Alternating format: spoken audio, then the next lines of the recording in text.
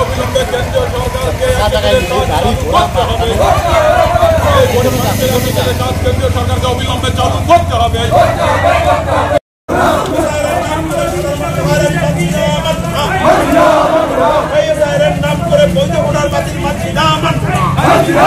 আমরা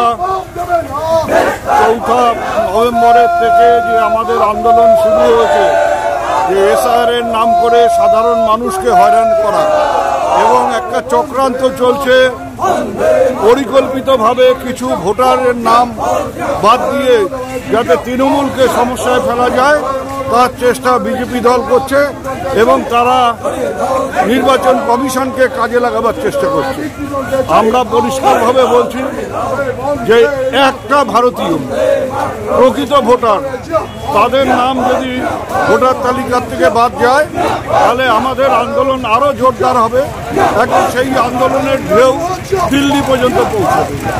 তাই আজকে আমাদের যে আন্দোলন শুরু হয়েছে সেই আন্দোলন অব্যাহত থাকবে এবং যতক্ষণ না প্রকৃত ভোটার ভারতীয়দের নাম ভোটার তালিকায় উঠছে ততক্ষণ পর্যন্ত এই আন্দোলন আমাদের চলতে থাকবে।